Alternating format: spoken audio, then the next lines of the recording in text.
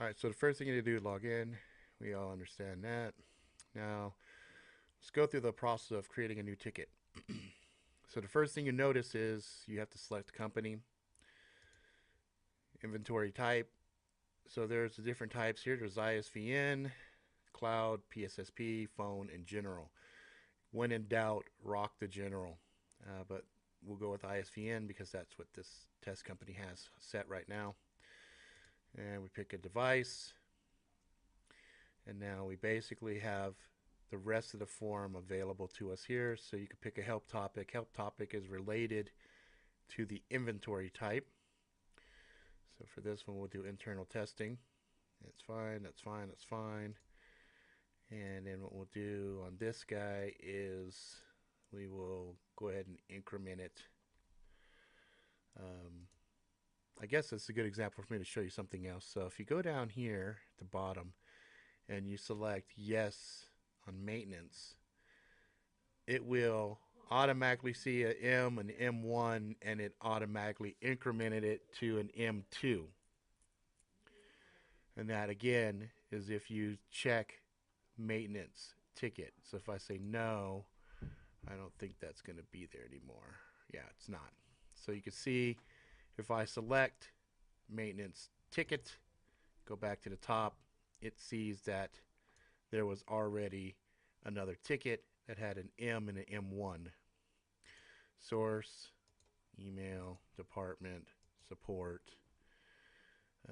subject, video example test, please ignore. And I'm just going to copy this, paste it in here.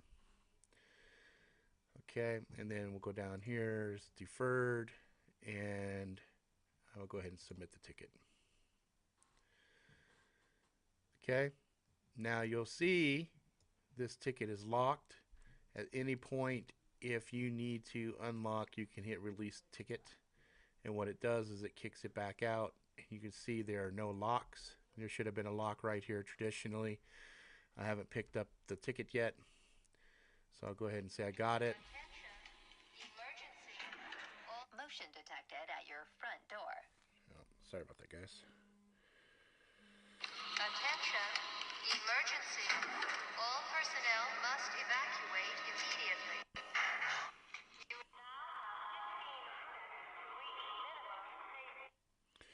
Yeah, those are the alerts that my phone makes when I do these tickets. Okay, let's go back into what we were doing here. Video example. All right, so as I was saying, I have a lock now, so you can actually see who has a lock on a ticket when you go into a ticket. So you could go on chat and say, hey, Rob, I need to get in and update that ticket. You have it locked right now, and then he could just go in and click that, and that's it. Let's go ahead and start talking about ticket resolution time and stuff. So right now, the clock's going. You can see it says end time right here. So of course, it's not going to show a ticket resolved yet because the clock is actually going. So when we go and we do a status update for the customer, update good, oops. Next course of action, waiting for customer response. So now if I hit post a reply, we get this pop-up. Customer deferred is the customer deferred. We say yes. So now we go to the top of this ticket. You can see that the ticket is in deferred state. What that means is the clock is stopped. Now when the customer comes back and responds to this ticket, the clock will start again.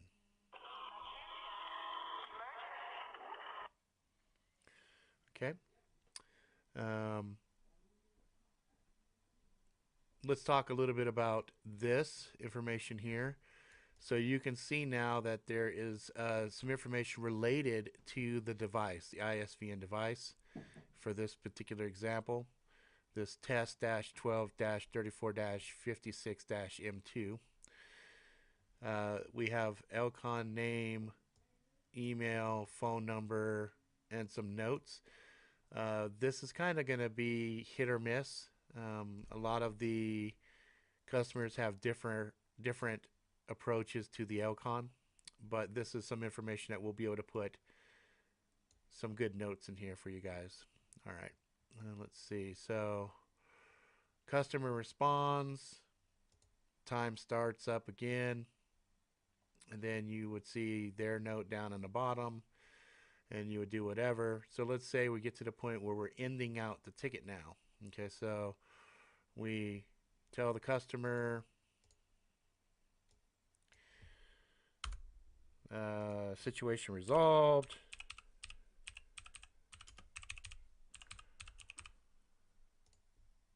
Setting ticket to auto close on certain date. Auto close later. All right, so we go ahead and post that reply. Yes, we're going to defer it. We're going to go inside of the ticket itself. We'll set the auto close. So let's see, what are we at? We are at the 24th. So let's say it's the 25th. And we set it for 1600, 1800. And then we... So once you've got your auto close date specified, what will happen then is the clock is stopped. You see here it says start time. We actually have ticket resolution number here. Everything is kind of in a frozen state. So even if you do shift change, because remember, in the very beginning, the thing that started the clock was I got it, go. Well, once you have specified auto close, then it ignores this going forward. So, you know, we're going to close the ticket tomorrow, end of day. That means it would go through two shift change. It would go to the evening shift change, and then it's going to go through the morning shift change. And actually, technically, since it's following up on a Monday, it'd go through a third shift change for mid-afternoon. So even though it's going through three different shift changes, the clock won't start again unless unless the customer responds to the ticket. So if the customer responds to the ticket, then basically it starts the clock again. Or if you manually press start time, remove the auto close date, things of that nature, those will start that process all over again. So as you get to the end part of the ticket and you've set the auto close and you think everything is done, and the customer suddenly comes back and says, well, hold your horses, there's something else going on, we need to resolve this, then the timer starts all over again. And there's basically a log that shows when things were started, when they were deferred, things of that nature. And that's how that basically flows. Now, the reason we're going through all this effort to try to get this as accurate as possible is because we have reports that we provide to our customers. So time is very, very important for us at Cywest. Okay, so the other thing is when you edit a ticket, down at the bottom, you'll see down here there's a thing called ticket type. This is kind of a 30,000 foot overview on what generally the ticket is in regards to. So let's just say, for example, this is a maintenance related ticket. So I'd specify maintenance, and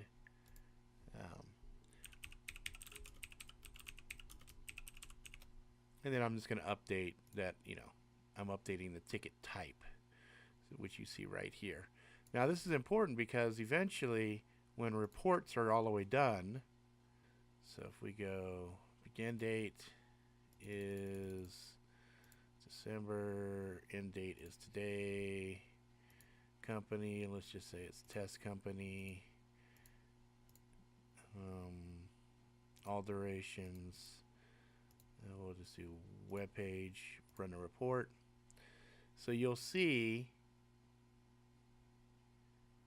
there's two tickets that have that broad overview maintenance declared on there. So we're going to give you guys some basic overviews on some of the ticket types.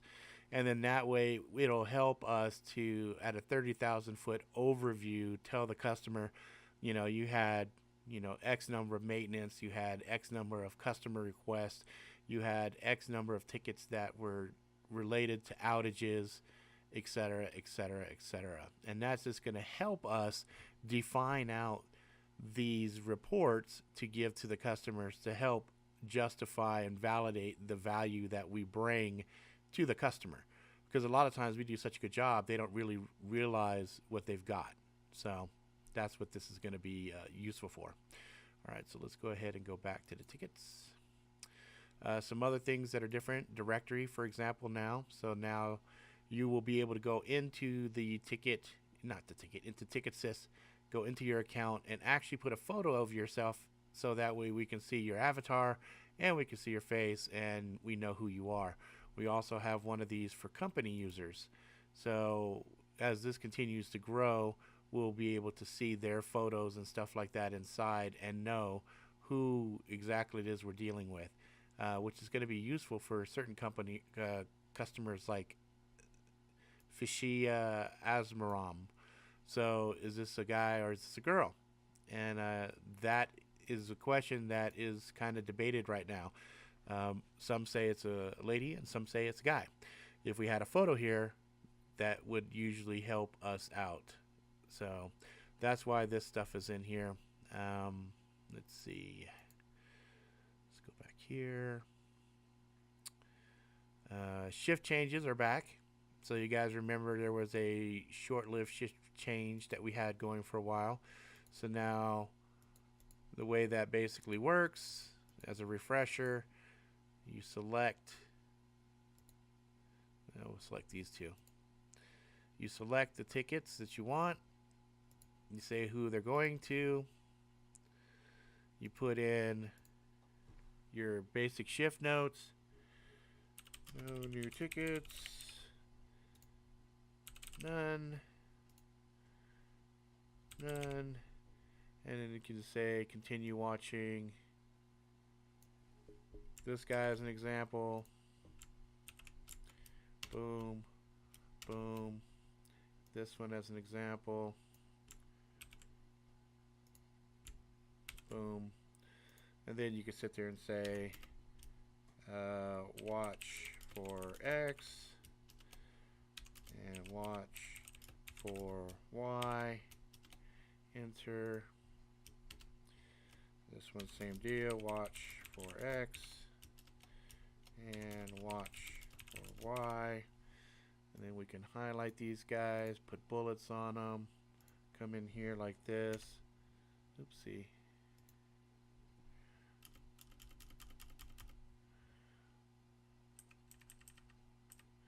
Do whatever formatting you want. I just want these guys kind of nested underneath here a little bit like this. And then I'm going to probably get rid of this guy. There we go. And you just go ahead and hit change your shift. Boop. Now those were the two that were assigned. And I'll go ahead and say I got it. I'm coming in on shift. I see the shift change. I can click on it, go in, go down here to the, now there's a dedicated shift notes. So you have your intro notes, you have shift notes. Your shift notes are your shift changes. So I can go, okay, 102, yep, this is the one. So I already have these guys linked, but you could also have them here as well. You say, okay, that's cool, I see it, that looks good. I've been briefed to understand what's going on. I'm doing my shift change, so I got it. Bink. Now go inside of here, for example. It's locked by me. Click release. Not lock, not lock. Come down here to video example. Boom. Back inside of here is customer deferred, locked. So if this was part of a shift change, you'd see it down there. This one's not. This basically just has all this information. So that's that. Let's see, what else do we got going on? Okay, so there's a bug. Let's talk about some of these bugs right now. So you notice right here next to my tickets, it says 308. That is a known bug that we're working through right now. Basically, why this is showing up is even though these tickets right here are closed, this one's open, bad example. This one, closed, right? But you can see I'm still assigned a secondary.